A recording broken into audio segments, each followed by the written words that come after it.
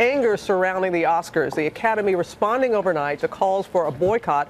Hey, Chris, I will not be at the Academy Awards and I won't be watching.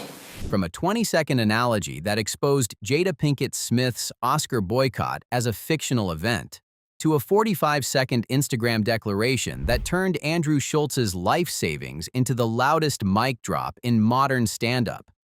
Here are 10 times Andrew Schulz roasted Hollywood from outside its blast radius. The comedian who refused to ask the gatekeepers for permission and built his own studio on the other side of the walls. Jada boycotting the Oscars, starting with the cleanest analogy in modern celebrity roasting. March 2022. The aftermath of the Oscars slap. The cultural conversation has pivoted from Will Smith's assault on Chris Rock to Jada Pinkett Smith's history of principled boycotts of the Academy. The press corps is treating it like Rosa Parks refusing to give up her seat. Schulz, on Flagrant, dismantles the entire premise of Jada's Hollywood activism in a single comparison. Jada boycotting the Oscars is like me boycotting Rihanna's panties. I wasn't invited. Studio erupts. 15 words. Punctures the self-serious bubble of Hollywood activism with a juvenile, surgically precise punchline. The implicit logic: you cannot boycott a venue that didn't request your presence. The principled protest narrative collapses under the weight of one analogy. He's still a pussy. But while Jada got reduced to the panties analogy, the next Hollywood royalty got reduced to base, emasculating terms. Same flagrant episode. Schulz analyzes the physical and psychological mechanics of the Oscars slap itself. The press has spent a week framing Smith's attack as a chivalrous defense of his wife's honor. The PR machine is in overdrive.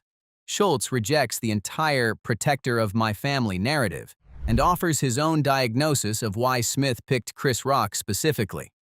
He's still a pussy. I mean, Chris Rock got to smash Jada. Oh my gosh. Yeah, 100% Jada would do it. Screaming and disbelief from Akash Singh and the studio producers, Schulz reduces the highest level of Hollywood royalty to the same disrespect he'd give a heckler in a Brooklyn comedy club. The PR-sanitized, tearful Oscar acceptance speech evaporates. The protective aura of A-list celebrity is stripped in 22 words.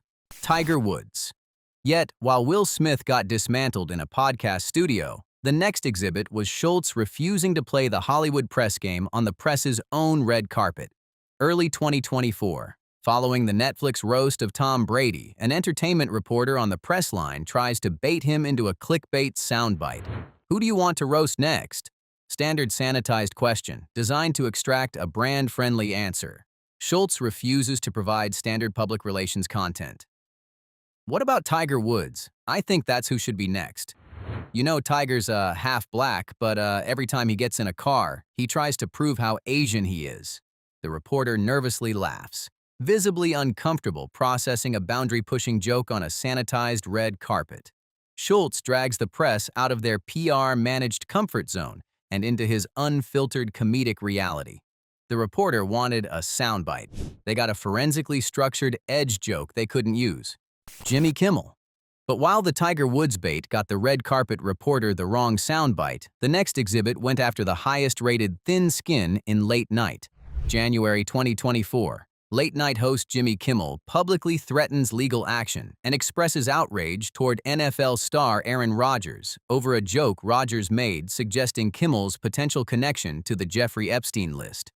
Kimmel, on his network platform, frames return fire as dangerous.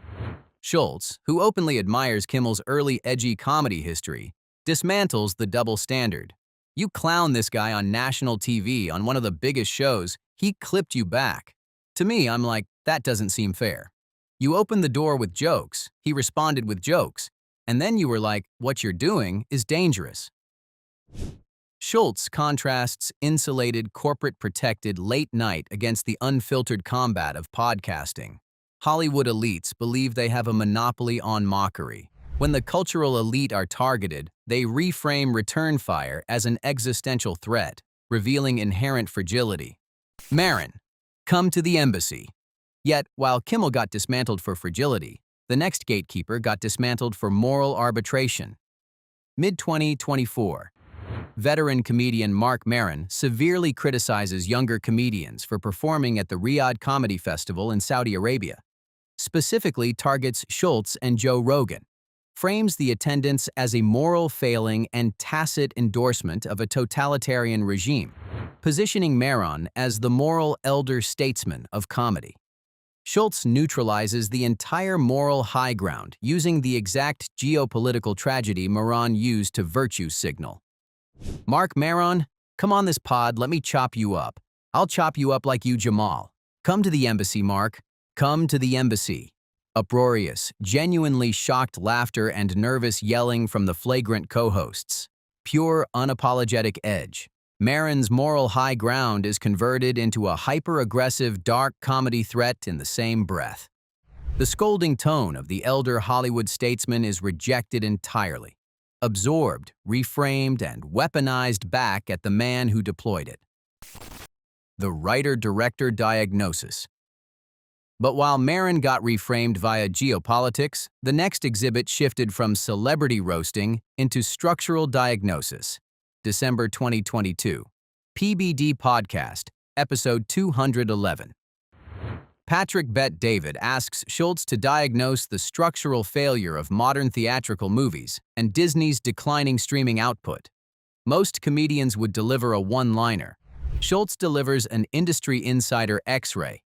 The biggest issue with Hollywood is that the people who come up with the ideas for the movies are so far away from the execution of the movie. The films that actually work are usually made by writer-directors. Earnest, intellectual agreement from the podcast hosts. This isn't a roast. This is a structural diagnosis. Schulz proves he isn't a reactionary culture war provocateur. He understands the operational incompetence of the studio system. The friction between corporate ideation and artistic execution is identified surgically, provides intellectual validation for his own creator-driven independent model as operationally superior to the bloated Hollywood pipeline. The gotcha Trump economics question. Yet, while the PBD exhibit was Schulz diagnosing Hollywood structurally, the next exhibit was Schulz diagnosing legacy media in real time. June 2025. The New York Times podcast, The Interview. Journalist David Marchese attempts a fast-paced pivot to Donald Trump's economic policies, hoping to catch Schulz uninformed and secure a viral moment of a comedian sounding ignorant on complex fiscal policy. Standard prestige press trap. Most interviewees would either fumble or deflect. Schulz refuses both.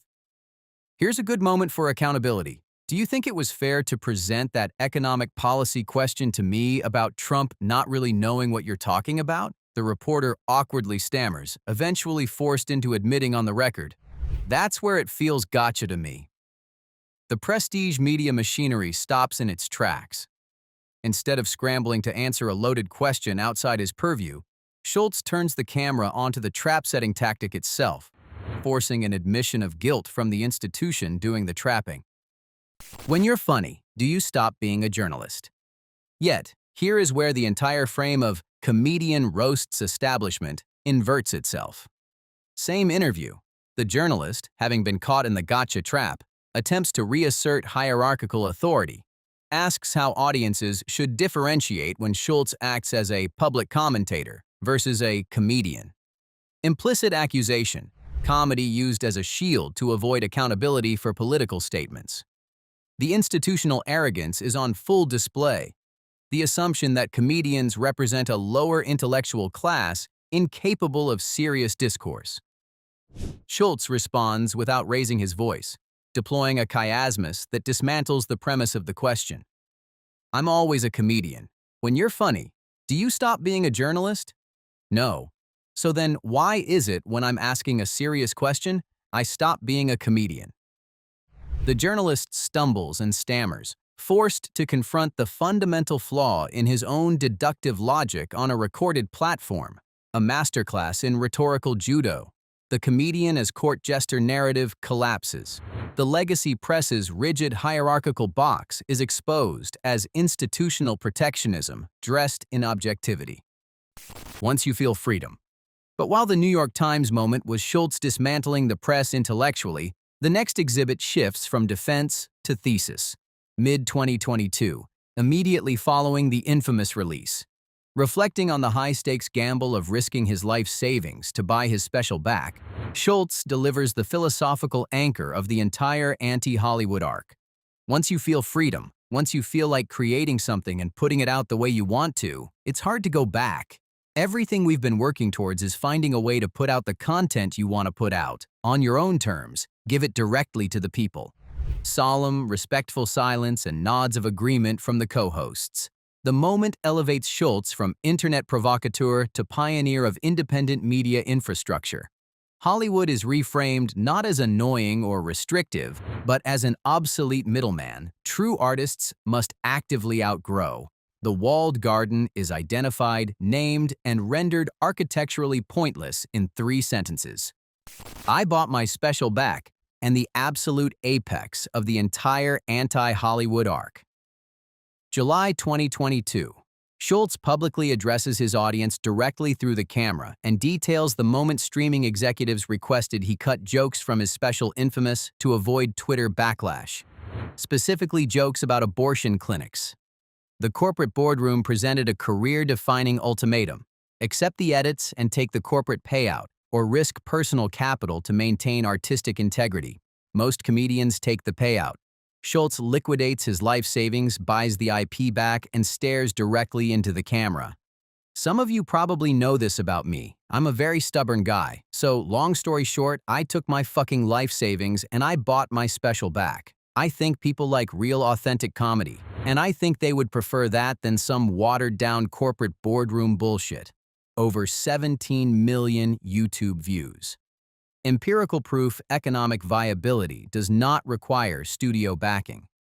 The standard Hollywood network note is reframed as an ideological battle between authentic comedy and corporate boardroom censorship.